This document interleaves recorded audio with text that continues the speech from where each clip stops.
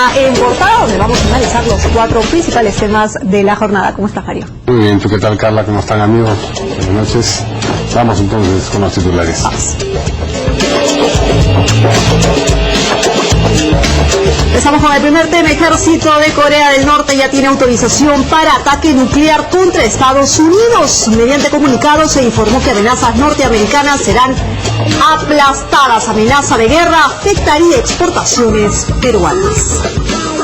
Por otra parte, el expresidente Alan García afirmó que la investigación de la nueva comisión está destinada a cumplir objetivos de quienes quieren quedarse en el poder. En respuesta a ello, el jefe de gabinete, Juan Jiménez, dijo que la delincuencia se incrementó por indultar o conmutar penas a más de 5.000 reos durante el gobierno aprista. Vamos con el tercer tema. El gobierno afirmó que fallo del caso La Parada es inapropiado y no ajusta derecho, por lo que espera que sea revertido. En tanto, teniente alcalde de Lima llamó invasores de tierras a quienes aguardan volver a excentro de abastos.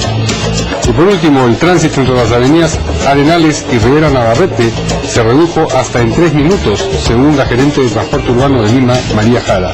Además, ella pidió a choferes que necesiten girar a la izquierda, fijar sus propias rutas.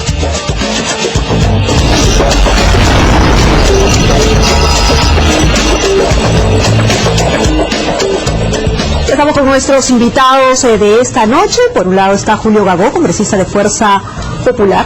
¿Qué tal? Bienvenido. Y también Juan Cheput, dirigente de Perú Posible y analista político. María Carla. ¿Qué tal? Bienvenidos. Empezamos rápidamente con el tema que ha marcado la agenda y es del ámbito internacional, y es que el ejército de Corea del Norte ya tiene autorización para el ataque nuclear contra Estados Unidos. Hay respuesta de la Casa Blanca que advierte de que la amenaza norcoreana del ataque nuclear no ayuda. Textualmente se menciona en este comunicado, no es de ayuda ni es constructiva. Mientras vamos viendo algunas tomas de apoyo de lo que sería la preparación de alguna manera de este armamento que menciona tener Corea del Norte, vamos a empezar ya con la conversación con nuestros invitados. Me mencionan que es imágenes en vivo. De la frontera, ¿no? Ajá. De la frontera entre Corea del Norte y Corea del Sur. Bueno, hay que tomar en cuenta que el Departamento de Defensa de Estados Unidos informó que enviará en las próximas semanas un sistema antimisiles a su base militar en la isla de Guam. Se trata de un sistema único diseñado para destruir cohetes de alcance corto e intermedio, tanto dentro como fuera de la atmósfera terrestre. Esto que estamos viendo ahora, por supuesto, ya no es en vivo, son tomas de las bases norteamericanas de práctica, ¿no es cierto? Bueno, esta decisión tomada por el Departamento de Defensa de Estados Unidos, este movimiento es una medida de precaución, han mencionado, para fortalecer la posición de defensa estadounidense contra la amenaza regional de misiles balísticos de Corea del Norte. Y el Pentágono subrayó que continúa atento a las provocaciones norcoreanas y está preparado para defender el territorio estadounidense o de sus aliados, así como sus intereses nacionales, María. Así es. Empezamos entonces con la conversación con nuestros invitados. ¿Una real amenaza o un discurso que está intentando de alguna manera presionar a los Estados Unidos? Cuando se trata de una persona como Kim Jong-un tan irresponsable, es un mozalbete de aproximadamente 32 años y mayor experiencia de Estado, no se puede hacer una predicción en el sentido de qué es lo que podría hacer. O sea, la irresponsabilidad está presente en estos momentos. A diferencia de Corea del Sur, donde cualquier declaración de guerra o de alerta del ejército tiene que pasar por el Parlamento, en el caso de Corea del Norte basta con que de una suerte de politburó. Entonces, es por eso que eso ha meritado una respuesta de parte de los Estados Unidos, que se mantenía callado durante las últimas semanas, indicando de que ya basta de este tipo de amenazas. Ahora, Estados Unidos ya tiene en la zona 2 portaaviones que tienen elementos antimisiles, escudos antimisiles. Y por otro lado, la inteligencia norteamericana ha determinado, según información de Newsweek, Economist, que las posibilidades, el rango de alcance de los misiles no va a llegar al territorio continental, pero sí podría hacer daño a Japón o a la isla de Guam, donde hay bases de soldados norteamericanos. Entonces, definitivamente tiene que haber un efecto previsor. El hecho de que esté permanentemente amenazando el gobierno de Corea del Norte, pues exige de parte de Corea del Sur y de parte del gobierno de Estados Unidos y del mismo Japón que tengan cierto elemento previsor. Pero en lo que se refiere a la ciudadanía, llama la atención que en Corea del Sur la situación esté absolutamente normal, un poco acostumbrados a las bravatas o de repente confiando en el potencial bélico de su ejército, y en todo caso conscientes de que la respuesta puede ser definitiva por parte de Estados Unidos o el mismo Corea del Sur, pero definitivamente se tienen que tomar previsiones. No creo yo que estas bravatas se dejen pasar por alto, ¿no? Ciertamente no se puede tomar a la ligera una amenaza de este tipo, pero lo que hace pensar que se trata de bravatas, o lo que reitera la sugerencia de que aquí lo que hay es esencialmente una bravata, es este anuncio de Corea del Norte de que le ha dado luz verde a su ejército para que haga el ataque nuclear. Eso de ahí no se anuncia, digamos. ¿Qué sentido tiene? Por si acaso, y ya le dije a los del ejército que pueden atacar en cualquier momento, échense a temblar, es más o menos lo que se lee en una amenaza de este corte. Claro, generalmente eso no se anuncia porque estarían eliminando el factor sorpresa, digamos, de un ataque. Pero sin embargo hay que ver que esta bravata no viene de ahora, en estos momentos ya entre Corea del Norte y Corea del Sur viene ya de hace muchos años atrás. Siempre había unas diferencias entre las dos Coreas que nunca han podido llegar a armonizar. Desde el 53 que acabó la guerra con armisticio, nada más. Ahora, lo que se pretende hacer acá es una amenaza de guerra. Ahora, eso también estaría yendo contra la paz mundial, o estaría interviniendo una gran potencia que en este caso es Estados Unidos. Hay que tener en cuenta eso. Si bien es cierto, Estados Unidos de alguna manera en este momento se está tomando las previsiones del caso y mucho, o no le hacía mucho caso a Corea del Norte, pensando que efectivamente, como tú bien dices, no iban a realizar estas acciones, y hoy día se adelanta el norcoreano a decir, efectivamente ya vamos a iniciar el ataque. Creo que podemos pensar de alguna u otra forma que no puede ser cierto, como también podría ser cierto, y las previsiones que están tomándose para mí son muy buenas. No creo que este misil que están anunciando nuclear llegue al continente americano, porque se ha visto que no hay la forma de que pueda llegar. Es un misil que se usó en la época de Hiroshima, o sea, definitivamente no va a llegar, pero sí puede llegar a las bases que tienen en Guam, que creo que también tienen bases en Kuwait, que podrían llegar ahí donde están los ejércitos americanos. Sí. Ahora, en algún momento se habló de este discurso hacia adentro, en realidad, ¿no? Digámoslo así, como un discurso popular en Norcorea, de alguna manera nacionalista, para de alguna manera presionar y sacar algo a cambio. ¿Se le ha ido de las manos en todo caso? Bueno, podría ser, pero yo creo que el asunto también tiene que ver con la forma como China está tratando el tema.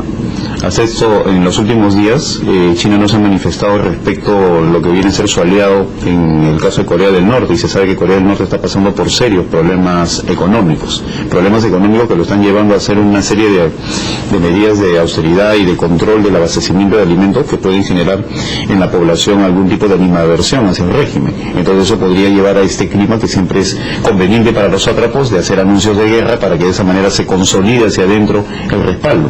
Y el papel de China que vendría a jugar en los próximos días sería fundamental, tal vez buscando un apoyo de parte de ellos. Ahora, insistir en la bravata, como bien ha dicho Mario, no tiene sentido porque alerta al enemigo, pero yo creo que acá hay un factor que no podemos dejar de tomar en cuenta, que es el de la irresponsabilidad de la persona que está al frente de los destinos de Corea del Norte. Una persona que ha sido creada en un ambiente imperial, ¿no? Con una psicología, como leía en algún momento hace unos días, engreído, acostumbrado a hacer sus caprichos. Entonces, si a esta persona se le da todo el poder y lo consolida, pues tenemos a una suerte de mono con metralleta al frente de Corea del Norte. Pero parece que no le importa, ¿no? Que no le importa, porque este es un factor que tenemos que tomar en cuenta. Y si alrededor de él hay personas que simplemente siempre le dan la razón, pues obviamente se configura un escenario de peligro para la paz mundial por la irresponsabilidad de ese individuo, ¿no? Sí, la diferencia entre lo que está ocurriendo ahora y, por ejemplo, la crisis de los misiles 60, que es el otro episodio que puedo tener yo traer en Cuba, a los Estados Unidos, claro, porque había una amenaza nuclear, es que Nikita Khrushchev, que era el líder soviético, no tenía estas características que tú estás describiendo en el caso del líder norcoreano, es decir, que llegaba al borde de la crisis, una crisis muy seria, porque ya sí era muy y por otro lado teníamos Cuba, que tenía alcance total. Pero ese era el problema, era que llegaban a Florida, así es, con mucha facilidad. Ahí sí se produjo el... No, y por eso la decisión que definitivamente no podían establecerse misiles por el alcance continental. Claro. Entonces, y ahí sí hubo una presión y un trato a nivel de gobiernos, cosa que no hay, porque es imposible hablar con Kim Jong-un. En ese caso se conoce de cómo hubo emisarios norteamericanos que fueron a Cuba para tratar internamente el problema. El mismo John Kennedy tenía un teléfono roto con Nikita Khrushchev, y al final ellos retiran simbólicamente unos misiles de la zona de Turquía, que ya estaban obsoletos, para generar de que nosotros retiramos los misiles de Cuba y ellos retiran de Turquía una especie de canje. Pero esas posibilidades de diálogo acá no existen. Congresista, a nivel empresarial, digámoslo así, teniendo en cuenta China, que podría ser el aliado de Corea del Norte, ¿no le conviene tomar partido de alguna manera por Corea en este conflicto, ¿no? O en esta amenaza de guerra, que es el término exacto que se le ha dado? Bueno, a nivel comercial definitivamente el comercio va a sufrir si hubiera realmente una amenaza de guerra verdadera. Especialmente Perú, que exporta también muchos productos a Corea, también va a dejar de exportar. Pero también hay que tener en cuenta que Corea también es un gran fabricante de otros grandes productos para la industria automotriz, otro tipo de industria, que no solamente llega a Estados Unidos, sino que llega a diferentes partes del mundo. O sea, va a haber cambios definitivamente. Es más, ahorita mismo he visto también que ustedes han anunciado que hay una fábrica ya en la zona de frontera donde trabajan la gente de Corea del Sur, que no le están permitiendo vivir el ingreso. O sea, ya están viendo las represalias y los cambios. Yo espero que realmente esto no llegue a más que una bravata, como bien dice Juan, y de ahí que no pase. Porque, y viendo el tema del fondo principal, ¿cuál es?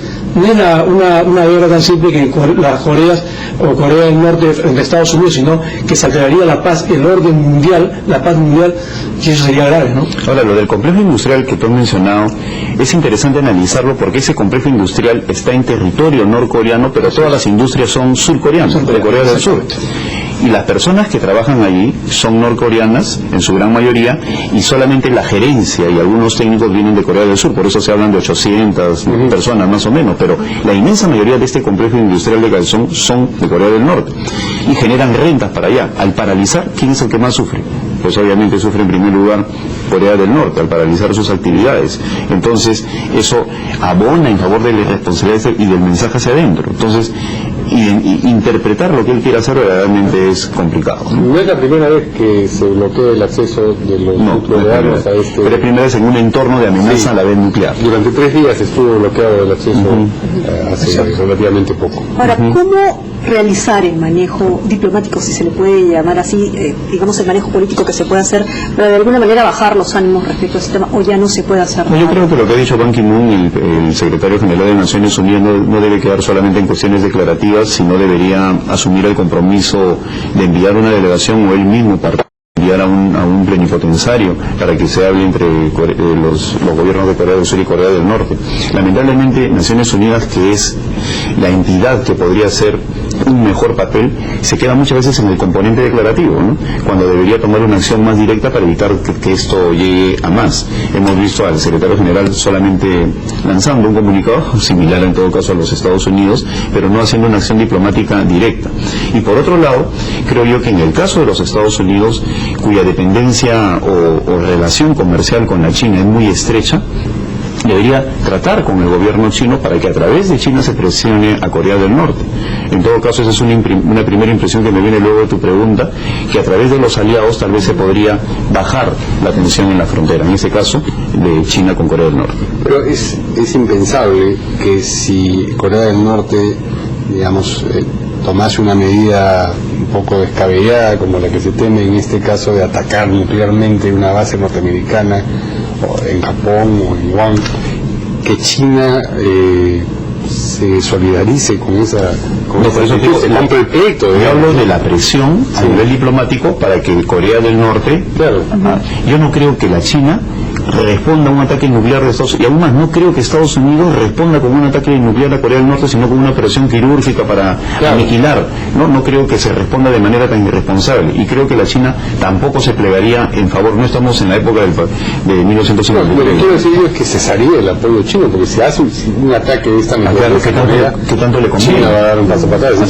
Definitivamente, China debería dar un paso atrás.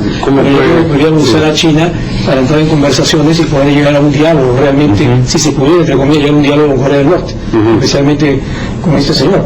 Pero usar a China sí, porque China es una potencia respetada en toda esa zona, en la zona del Asia.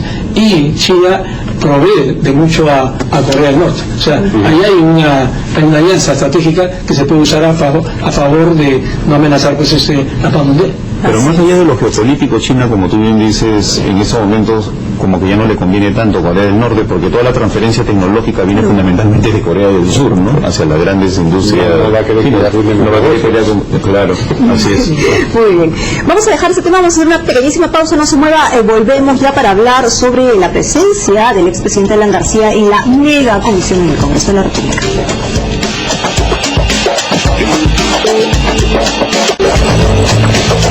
Bien, ya estamos de regreso aquí en Portada, hoy día con el congresista Julio Gagó, de Fuerza Popular, y también con Juan Cheput, que es dirigente de Perú Posible. El tema que nos toca abordar ahora es el que tiene que ver con la presencia del expresidente Alan García en la mega comisión del Congreso, que investiga precisamente su última gestión y que ha tenido un preludio bastante extenso y discutido, que es relacionado con los indultos que concedió el gobierno de Alan García, 400 de ellos a personas sentenciadas por narcotráfico, que agitó un poco pues el cotarro político y le hizo decir a Alan García, entre otras cosas, que él exigía que se pronunciara ya sobre el indulto a Fujimori, el gobierno nacionalista, y también sobre la eventual reelección conyugal, que es como él lo ha llamado. Pero hoy día ha hecho otras declaraciones Alan García que vamos a escuchar. No es posible que se convoque a una persona, a un expresidente de la República, a responder sobre temas que ya están sentenciados. Y como ustedes verán, ya se especifica cuál es la conclusión de la comisión, que encuentra con error y con ilegalidad responsabilidades. Yo creo que esto demuestra clarísimamente que esta supuesta comisión y este trabajo de investigación son solamente condicionamientos políticos dictados desde Palacio de Gobierno para preparar otros planes electorales que tengan que ver seguramente con sus aspiraciones y deseos. Aquí estoy, sin embargo, para responder por todas las preguntas que se me hacen, aunque en algunos casos ya estén cerradas por el Poder Judicial. Pero aquí estoy. Acepté estas reglas en el momento que acepté ser presidente de la República y vengo sin arrogancia, pero sin temor, dejando sí en claro que esto ya está escrito y que se diga lo que se diga, ya está esto destinado a cumplir los objetivos de quienes quieren quedarse en el poder. Muchas gracias. Ya está destinado, ¿no es cierto?, a lo que ya han de alguna manera planteado los que se quieren quedar en el poder, fue lo que ha mencionado. Obviamente hubo respuesta rápidamente por parte del presidente del Consejo de Ministros, Juan Jiménez. Vamos a escuchar. Con el tema de indultos durante el gobierno anterior, realmente es un escándalo. Esto evidentemente ha potenciado la delincuencia y la criminalidad en el país. Ustedes verán la lista seguramente que hemos visto todos, donde se han indultado o conmutado las penas a personas que han cometido delitos de tráfico ilícito de drogas, personas que han cometido delitos de robo agravado. No son delincuentes menores los que han sido indultados o conmutados. De tal manera que distraer lo que es un escándalo para nosotros de lo que son circunstancias políticas, creo que hay un abismo y creo que la prensa responsable debería investigar. Se ha incrementado en gran parte también por el problema de sacar de las prisiones a más de 5.500 personas. Creo que esto es un hecho que tenemos que resaltar también ahora que estamos todos muy preocupados también con la seguridad ciudadana.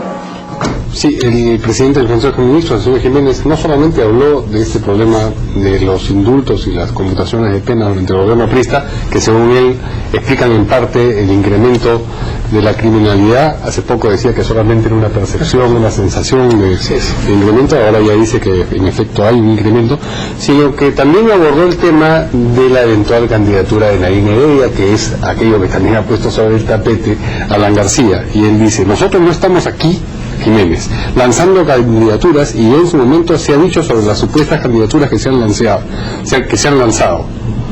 Eso no es parte de la agenda de gobierno, es decir, una vez más, no responde.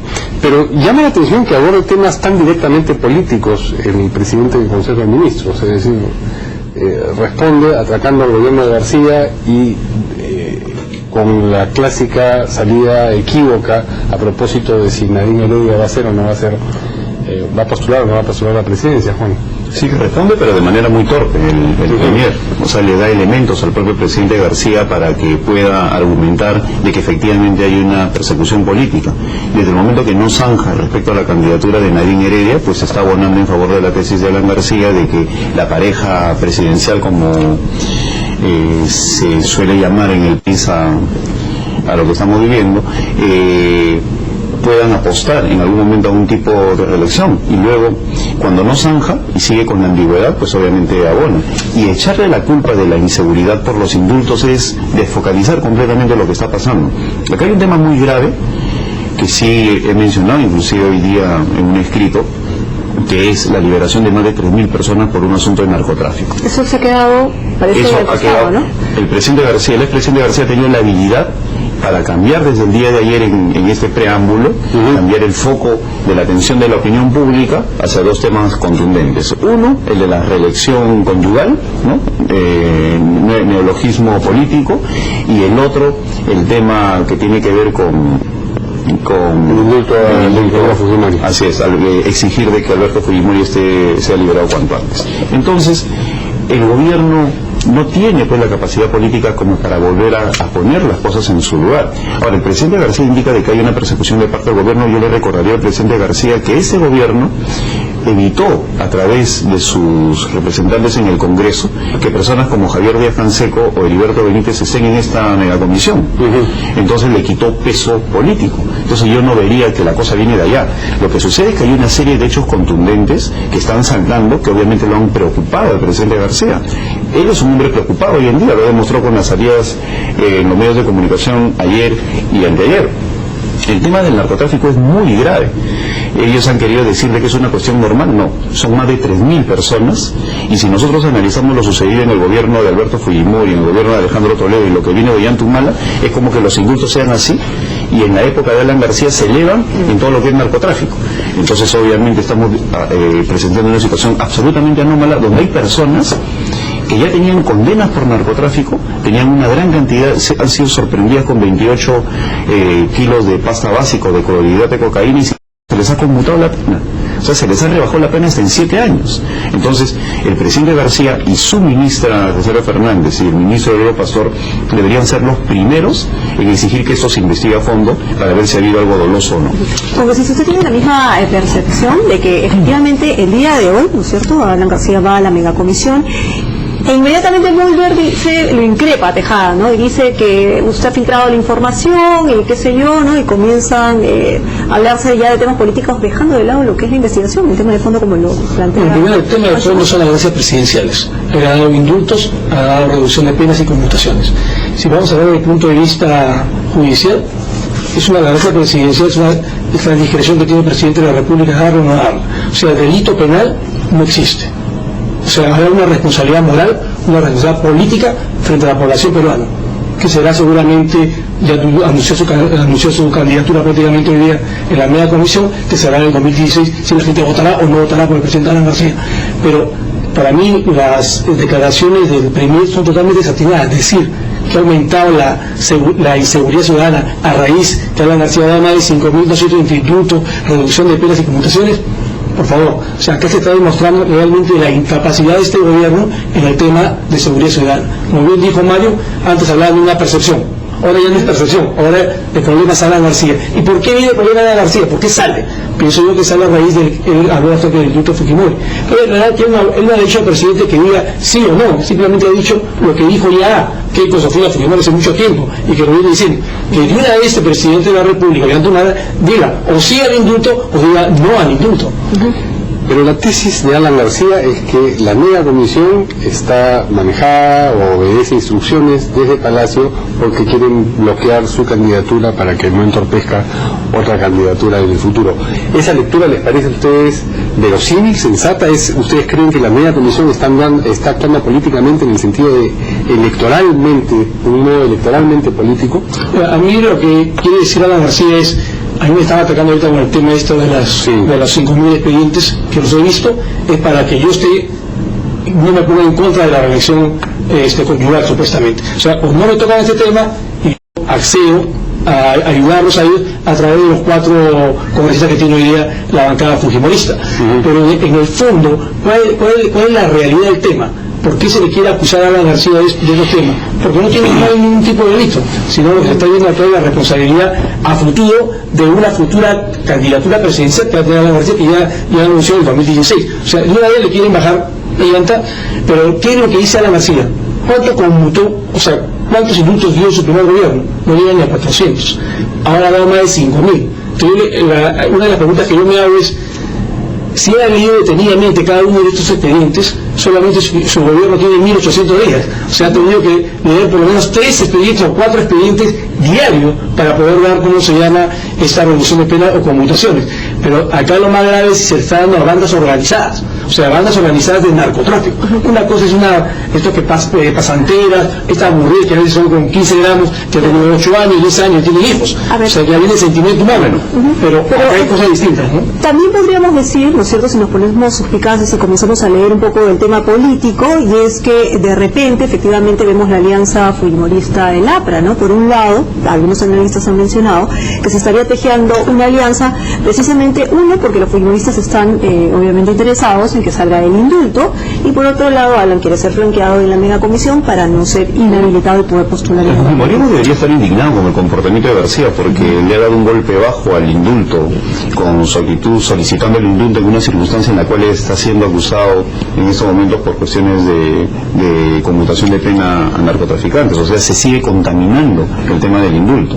La percepción ciudadana es clarísima. El señor García pide el indulto simplemente porque quiere el favor del fujimorismo, que tiene a 2 personas en la mega comisión que al final me pueden blindar. O sea, necesito los votos de ellos. Pero se parece a Alan García a Kenny Fujimori en sus argumentos. Hace unos días, y eso demuestra que la capacidad política de Alan García se está debilitando, por decir algo. Hace unos días Kenny Fujimori también dijo de que como él podría ser candidato al fujimorismo en el 2016, le estaban sembrando esas cosas de las empresas con droga, ¿no? Es un argumento político al final, ¿no? No es una cuestión ofensiva. Estoy mencionando argumentos políticos que el presidente también está indicando. ¿Para qué? Para que la opinión pública diga, como él va a ser candidato le quieren bajar la llanta. No es así. El Perú es un país que padece de un fenómeno como el narcotráfico, que es absolutamente nefasto. Y si nosotros no queremos convertirnos en un México o un Colombia de la época de Pablo Escobar, pues simplemente tenemos que ser severos con todos aquellos que le den facilidades al narcotráfico. ¿Qué tipo de nación queremos ser? De una manera tan graciosa se pueden liberar 3.400 personas vinculadas a delitos narcotráficos, algunas bandas completamente organizadas, y en el Perú no pasa nada. Ese es el tema de fondo. El tema de fondo es qué papel ha jugado la ministra Fernández y qué papel ha jugado el ministro Pastor. Y lo lamento porque por ambos como personas los respeto, pero se tiene que dilucidar por nuestro concepto de nación. ¿Por qué tipo de país queremos ser? ¿Qué está sucediendo con el Perú en estos momentos con el incremento de la coca en el Guayaga, en el Brain? Ya hemos pasado a producir cloridad de cocaína. Estamos a punto de que las firmas se conviertan en un cártel y se liberen sin estos individuos. Ese es el asunto de fondo que tiene que ser objeto de discusión política. ¿Habría alianza ahí? ¿En qué el fujimorismo y los apristas? Yo espero que el fujimorismo sepa dar de su lado y no cerrar con esto, porque el fujimorismo ya tiene cuestionamientos debido a ese tema. Si el fujimorismo sigue autoengañándose pensando que García es un aliado, pues están equivocados, porque García pudo liberar al fujimorismo y no lo hizo. Es un momento primero para poner el sentenciado, en este caso el Fujimori, tendría que haberlo pedido. No lo pidió durante el gobierno de Alan García, por lo tanto no tendría por qué verse el indulto. En segundo lugar, no hubo ninguna alianza afro-fujimorista y tampoco lo vamos a brindar al presidente Alan García. Yo estoy diciendo que hay responsabilidad moral y hay responsabilidad política, porque el delito penal no existe. yo soy abogado, no existe el delito penal que tenga la discrecionalidad de poder darle esa conmutación y esos indultos. No existe el delito penal. Será sancionado en el voto en las urnas del año 2015. Pero eso sanciona políticamente. Sanciona políticamente, estamos de acuerdo. No lo vamos a olvidar, y en el caso de Kenny Fujimori en ningún momento ha dicho que va a ser candidato a la presidencia. Él cuando hablaba de candidato estaba hablando supuestamente de una reelección al Congreso. O sea, acá se han interpretado mal las palabras de Kenny Fujimori. Y en el caso de encontrar droga o estos 100 kilos de cocaína en este almacén donde él es accionista de esta compañía, no solamente han encontrado en esta compañía, han encontrado en diferentes almaceneras. Pero hay que aclarar acá un tema: el que revisa los contenedores no es la compañía almacenera, la revisa el Estado a través de la SUNAT, que hacen verificaciones ya sea en verde, naranja o rojo. Es la obligación del Estado de verificar qué hay en esos contenedores. Las personas que tienen la almacenera no están abriendo los contenedores y están viendo qué es lo que hay dentro de los contenedores. O sea, no es el trabajo que hace una almacenera. Eso tiene que quedar claro, al margen de ese tema que Kenny Fujimori no tiene nada que ver ni con el tema de la droga, ni mucho menos con una candidatura a la presidencia. Quería tener tu respuesta, Juan, acerca de si tú piensas que la mega comisión está actuando políticamente, pero con motivaciones electorales. No, la verdad es que no creo eso. Yeah. No creo eso porque no le veo yo la capacidad política al gobierno, si tiene un premier como Jiménez o que estén llamando la tejada, ¿no? Como para actuar macabélicamente para sacarlo a García. Y García lo sabe, el expresidente García sabe perfectamente de que no es ese el asunto de fondo. Han saltado esos elementos y no están siendo tratados en el Poder Judicial, obviamente porque en el Poder Judicial todo lo gana el APRA, ¿no? Han archivado, entonces por eso es que él muestra, esa es la típica metodología, él muestra, miren, todo esto ya se investigó en el Poder Judicial o la Fiscalía me exoneró. Muy bien, tenemos el Congreso de la República donde se tiene que investigar a fondo. ¿Por qué? Por una cuestión de sanidad de la República. Mario, es una comparación muy breve. El primer fue viceministro de Justicia en la época de Paniagua, y ahí se le dieron indultos a muchos terroristas. El caso de Petrosi, que fue chileno, a la esposa de Néstor Cepa Cartolini. Entonces, yo bajo la premisa de lo que él ha declarado hoy día, yo diría que se incrementó hoy día el terrorismo gracias a toda esa salida. O sea, con la responsabilidad también del ministro primero. O sea, hace comparaciones totalmente desatinadas. Bien, vamos a una nueva pausa y regresamos en breve con la tercera noticia.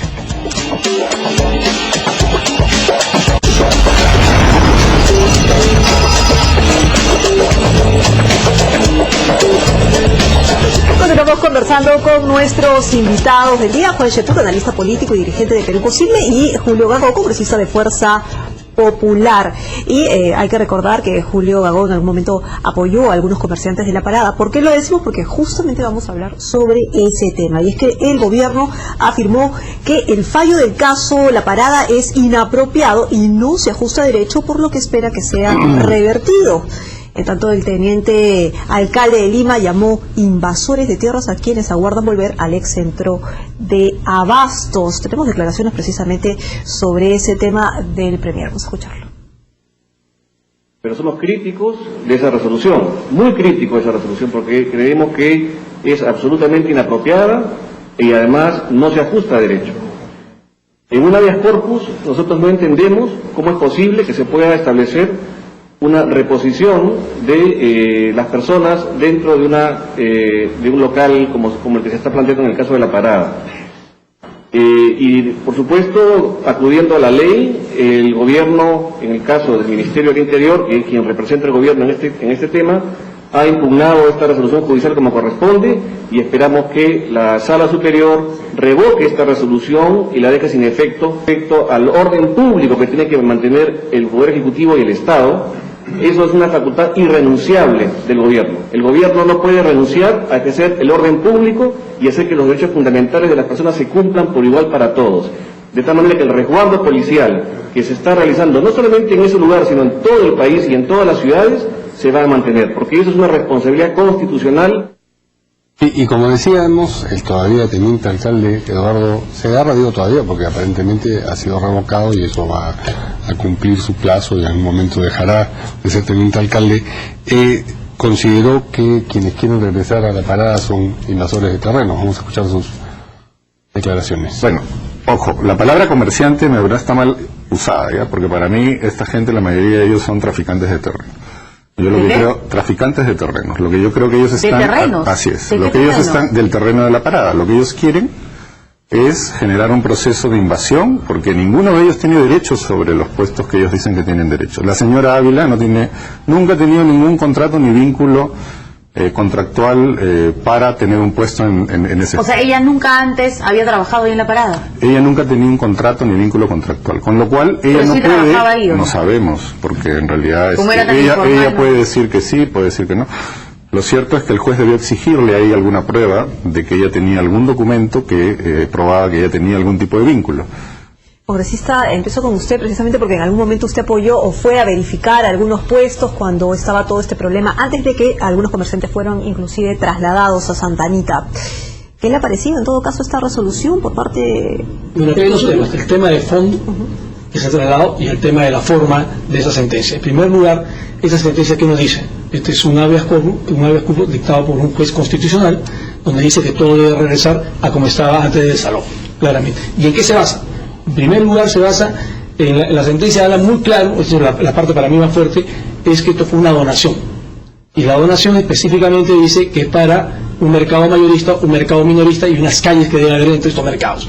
¿O de uso público? No, ahí voy a aclarar. Si usted lee el artículo 1, 2, 3, 4 y 5, 6 del mismo contrato de donación, el artículo 6, cuando se refiere a uso público, dice que debe ser de uso público para que sea exonerado de los impuestos de alcabala, de los impuestos que tienen las donaciones. O sea, se refiere al artículo 1, no se puede salir del contexto. Hoy día he escuchado declaraciones del teniente alcalde, bueno, hasta ahora el señor Segarra y Marisa Glave decir, oye, que el artículo 6 dice que es uso público, pero me parece que no saben leer, yo soy abogado, y hay que leer claramente. Es más, en el comercio, en el diario del comercio hay dos constitucionalistas que han hablado claro acerca de ese punto. Precisamente porque usted es abogado, le pregunto, ahí voy. ¿Es ese fallo está bien hecho? Digamos, ¿no es extralimitado el juez? A donde sea extralimitado el juez es decir, que se debe retirar a la fuerza pública. Él no tiene por qué ordenar que se retire a la fuerza pública. Lo que puede haber dicho es que la fuerza pública no impide el paso de los camiones que deben ingresar a la parada. Pero él no puede ordenarle, oye, a la policía, váyanse ustedes de aquí. Pero tampoco puede interpretar de alguna manera el contrato, ¿no es cierto? Porque eso se ve en la parte civil. No, el contrato está, él ha interpretado, no hay que interpretar el contrato está muy claro. Si usted lee el artículo 1, se lo puedo leer, aquí lo tengo, el artículo 6, el contrato es muy claro. Lo que el tema para mí de forma, dado por el juez, es correcto. Ahora vamos al tema de fondo. ¿Se debe trasladar el mercado de la parada o no? Para mí, y pues creo que para todos se debe hacer un traslado, pero que hay un tema que definitivamente, si no se cumple con el contrato de donación, esto se va a tener que revertir definitivamente a los herederos del señor Canerva. Eso es algo clarísimo. Sin embargo, en la parada, ¿por qué dice uno que hay que trasladar la parada? Porque no había condiciones de salubridad, porque no se contaban había prostitución, había delincuencia, había violencia juvenil. Yo tengo aquí, dado por la misma alcaldesa de la Molina, donde ha pedido recursos a la Municipalidad de Lima, donde dice que en la actualidad, una vez que se ha instalado el mercado mayorista de Santa Anita, donde han ido todos los comerciantes, supuestamente se ha incrementado el 14% violencia juvenil, delincuencia, prostitución.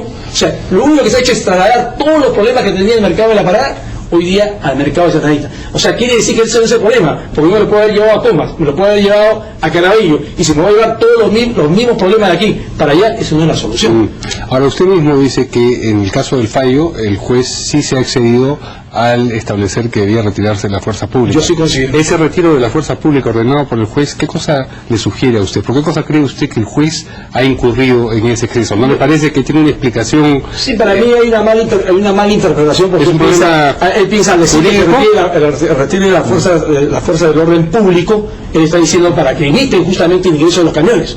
Pero ahora, si tú me dices el tema de seguridad, ¿qué seguridad hay? Si tú ves allá a los policías que están impidiendo el paso y están robando a 100 metros, no están interviniendo, ellos lo que están haciendo es inmediatamente están protegiendo que no ingresen los camiones, que es parte correcta del desalojo que anunció la alcaldesa. Y también el juez ha decretado que ha anulado las ordenanzas municipales acerca de que el mercado mayorista sigue siendo el mercado mayorista de entonces. Yo no estoy a favor, lo que estoy diciendo es, hay un tema de forma. Si tú me das desde el punto de vista legal, para mí está correcta. Si tú me das el tema de fondo, creo que todos los vecinos de Lima queremos que se traslade a Santa Anita para que salga ya de este centro que es La Victoria, estoy de acuerdo. Pero una cosa es la parte legal y otra es la cosa que sentimos los 9 millones de vecinos de Lima. Bueno, no ha habido desalojo porque no hubo orden judicial. Lo que hubo una intervención para sacar a la protesta que había en ese momento. No hubo desalojo judicial. Claro, por eso debería haber los errores que se vienen. Claro, pero debería haber, Juan, desalojo judicial, te digo por qué. Tú te escuchó hoy hablar al teniente Segarra decir que la señora Ávila, por ejemplo, no tiene contrato. Claro, seguramente no tiene contrato, es una precaria. Yo tengo una posición. Cuando es precaria, tiene que haber un desalojo judicial. Yo tengo una posición ahí que tiene diversas aristas, ¿no? La primera, mi desencanto hacia algunas autoridades públicas, que el día de ayer la primera reacción fue no obedecer un fallo judicial que no guste o no tiene que obedecerse. Y ese ejemplo tiene que venir de los más altos niveles del Estado, y lamentablemente ministros, que luego corrigieron su discurso en el transcurso de la tarde, empezaron diciendo que no se iba a obedecer. En segundo lugar, de nuevo volvemos a la andanada de insultos. Y de esa manera no se van a corregir los problemas de Lima. Se le dice que no son comerciantes, que son invasores de dinero, y hay insultos de peor calibre. En tercer lugar, hay muchos que están opinando sin haber leído el contexto de la resolución. Nos fijamos en las frases verdaderamente ridículas que pone el juez en su explicación de motivos, claro, pero no se le puede tildar de babosadas o cuestiones así. Eso no es maduro, ¿no? Y eso no es político, y abonen quienes se oponen a cualquier tipo de reforma en la parada. Eso demuestra mucha inmadurez. Y el tema de fondo está en que sí hay un problema de libre tránsito. Hay personas que tienen sus negocios en la parada, y no necesariamente son kioscos, ni necesariamente han estado en el mercado. Y desde el momento de que se colocan los pollos de cemento, estos bloques de cemento, obviamente hay un problema aislado, no solamente de ómnibus, sino de libre tránsito. Y esas personas se están perjudicando económicamente. Entonces, si bien es cierto, todos queremos que mejore la situación de la parada con el traslado a Santa Anita, también es cierto que hay un problema de gestión de la municipalidad, que dejó los pollos y se olvidó de los comerciantes. Y está bien, tendrá planes para hacer un parque, lo que sea, pero hay zonas circundantes que están siendo afectadas. Entonces el problema tiene diversas aristas. No ha habido comunicación con la gente. Hay un juez que puede obedecer a móviles políticos, ¿eh? Pero yo no me atrevería a decir que hubo una bolsa, ¿no? Porque yo, después de haber escuchado a los comerciantes el día de hoy, se trasluce que no hay una bolsa, están indignados por... Pero no, esa convicción no es porque hay una bolsa de dinero. Se está especulando de que hay un móvil político, como es un juez vinculado al partido aprista, quiere hacerle la noche de negra pues a Susana Villarán. También creo que eso se entrega en el terreno de la especulación.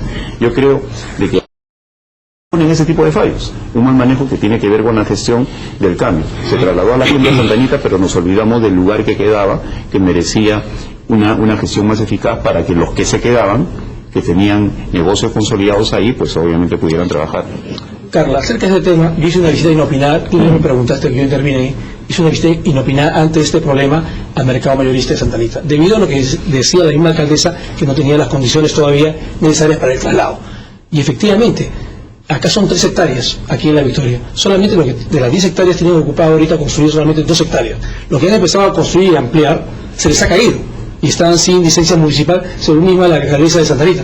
O sea, la gestión municipal, y vuelvo a recalcar aquí, está pésima. O sea, el mismo Gise, que era presidente de ENSA, dijo que en 6 meses, cuando yo me reuní con los comerciantes y me reuní con la municipalidad, en 6 meses iba a tener habilitado todo el mercado para el traslado. Entonces yo le dije, ¿por qué no espera los 6 meses y firmamos un compromiso con los comerciantes y se hace el traslado? No, y lo hicieron de la otra forma, pero ya están cerca de 6 meses y no han hecho absolutamente nada. O sea, sigue aumentando inseguridad, sigue aumentando prostitución ahora alrededor del mercado Santa Anita. O sea, se ha trasladado el problema. Ahora, a mí me parece muy mal del Premier, porque tiene que haber independencia de poderes. El Poder Judicial es totalmente autónomo, como bien lo dice Juan, es totalmente autónomo. Sin embargo, hemos escuchado sus declaraciones que él está interviniendo, sin ser parte. El que es parte es el ministro del Interior. Pero hay una declaración más lamentable del Premier que no ha salido en el resumen, que es que él dice que esto puede desestabilizar al gobierno. O sea, desestabilizar al gobierno. Puede desestabilizar al gobierno en un fallo judicial. Cuando haya 2 instancias superiores que pueden tranquilamente revocar el fallo judicial. Hay que ver claro que deben acatar de una vez, en forma inmediata, esta sentencia. Bueno, todavía hay que esperar la... Pero eso no quiere decir que se paraliza. Se tiene que acatar de manera inmediata. Lo que yo lamento es el Estado de Derecho, cómo se trata. Como te digo, yo estoy en desacuerdo con la orden, pero es un fallo judicial. O sea, se desmoronaría todo y quedamos en manos de las opiniones de los ministros. Pero ¿qué pasaría si efectivamente se hace caso a lo que ha dicho el juez Urbina y se retira la policía del lugar? No, pero esa parte del fallo, de que se retire la fuerza pública, no le corresponde. Así es. Eso sí, hay partes en el fallo que son de inaplicabilidad. Es igual. cómo aplicar unas formas y otras no, cómo unas valen. No, porque ahí viene lo que es inaplicabilidad, está pidiendo algo que no le compete, ¿no? Y es por eso que pasa a la OCMA, ¿no? Pero el resto del fallo, claro, es punto 1, punto 2, punto 3 inmediatamente, a pesar de... según lo que dictamina el Estado de Derecho. Ya los comerciantes le han mandado ahorita a este juez Marzo Urbina, para que oficie de una vez a la municipalidad, para que de una vez retire los pilones y se vuelva a la situación que estaba anteriormente. Y eso tiene que ser de aplicación inmediata, al margen que ellos están interpuesto, ¿cómo se llama? Una apelación, que seguramente demorará 30 días. Muy bien, vamos a pasar ya al otro tema, vamos a hacer una pausa, vamos a aprovechar un momentito nomás y volvemos ya a hablar sobre un tema más local que tiene que ver con el reordenamiento en Javier Prado, que parece ser está afectando a muchas personas. Volvemos.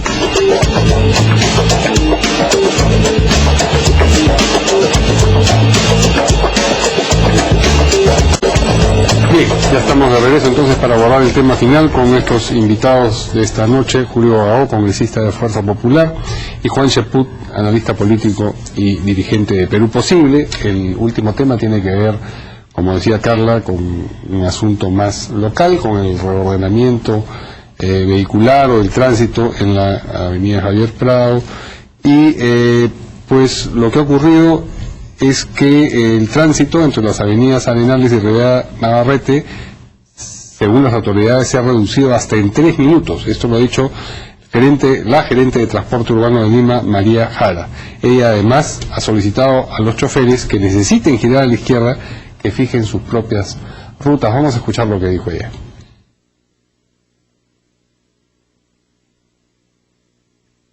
No las tenemos, las vamos a tener más adelante, pero bueno, vamos entonces a parafrasear lo que dijo María Jara, en todo caso, para contextualizar el tema.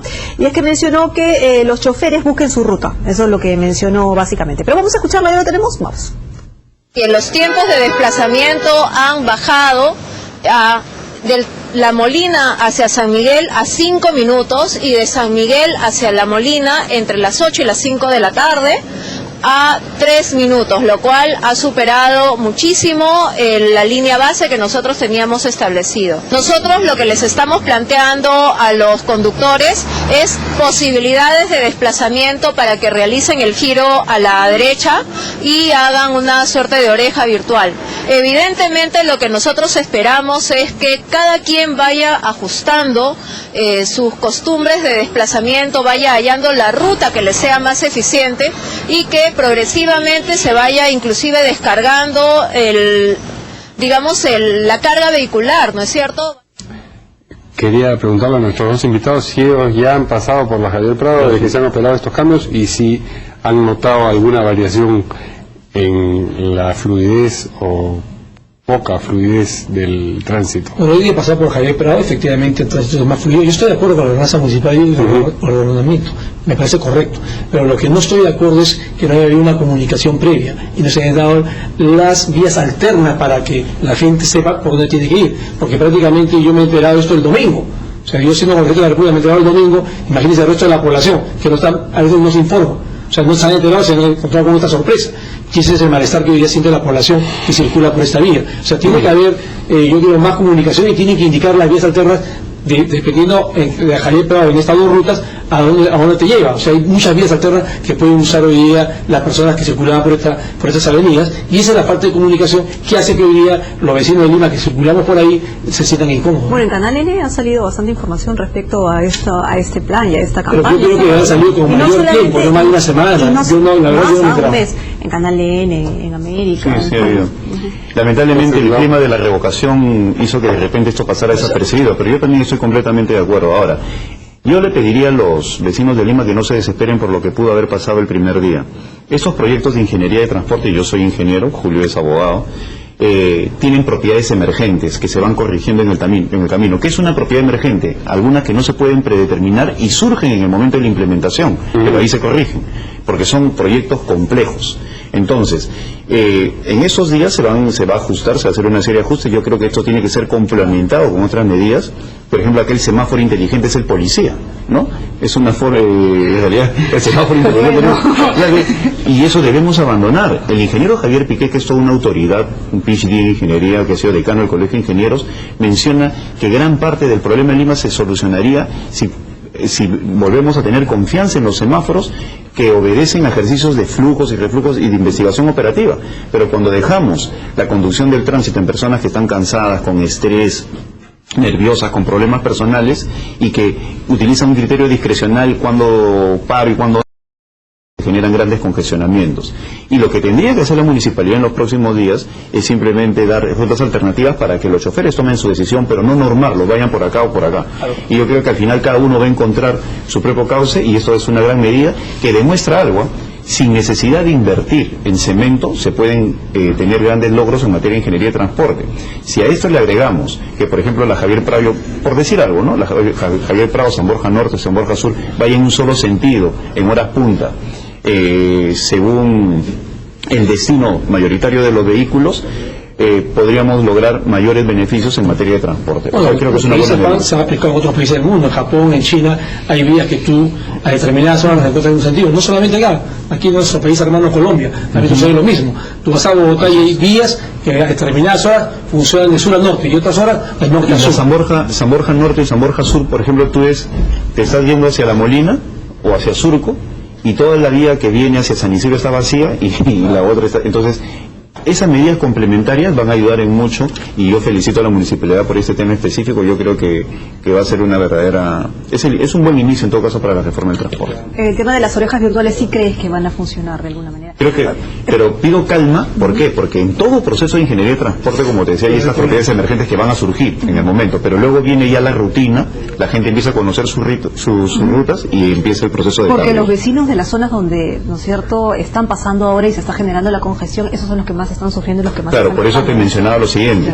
Esto tiene que venir acompañado de otras medidas complementarias como semaforización y el cambio de rutas, el cambio de rutas alternas, por ejemplo, San Borja Norte, San Borja Sur, etcétera, etcétera. Y hacia arriba, otras vías como prolongación Iquitos. ¿Por qué? Porque si no va a haber embotellamientos en zonas que no están acostumbradas a eso, sobre todo en la zona de San Isidro, que son calles muy pequeñas. O sea, si no viene acompañado de medidas complementarias, eso puede ser una medida paliativa. ¿En qué otras arterias de Lima creen ustedes se podría hacer algo parecido a lo que ha ocurrido ahora en Javier Prado? En la avenida de Arequipa, por ejemplo. En la avenida de Arequipa hay horas que realmente es imposible transitar. O sea, hay ciertas avenidas hoy día en Lima, y como bien dice Juan, debería la municipalidad hacer toda una reingeniería, todo un estudio, que con muy poca inversión, simplemente con un buen análisis, puede lograr que Lima hoy día tenga una circulación mucho más rápida, especialmente en las horas. Hay una donde hay problemas de semaforización, que es la avenida Benavides, por ejemplo.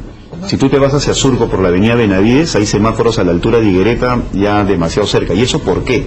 Porque algunos municipios como el de Surco ha colocado semáforos porque quiere colocarse los semáforos, no sin ningún criterio de ingeniería, porque a la buena percepción de los técnicos han decidido colocar un semáforo y eso genera problemas. Por eso, el tema de semaforización es importante. La avenida Benavides y la avenida Angamos, bien diseñadas en su criterio de ruta, podrían aliviar el tráfico de la Javier Prado, porque en última instancia son los canales de comunicación hacia el este de la ciudad y se saturan en determinados momentos. Si hacemos que, por ejemplo, la avenida Angamos esté en un solo sentido en las horas punta, como mencionaba, yo lo he visto también muy seguido en Bogotá, o la Benavides, pues aligerarían aún más lo que viene a ser el problema de la Panamericana Sur, que todas las salidas generalmente están congestionadas, justamente por los semáforos. Así es. Ahí se amontonan todos los autos. Muy bien. Muchísimas gracias a ambos por haber venido a discutir estos 4 temas del día. Nos quedamos centrados en el de Corea porque el que nos llamó más la atención, digamos, por lo de la jornada, y Alan García, pero vamos a ir monitoreando qué sucede precisamente con el tema de Corea del Norte. Muchísimas gracias a nuestros invitados, Juan Sheput, analista político y dirigente de Perú Posible, y Julio Gago, congresista de Fuerza Popular. Hacemos una pausa.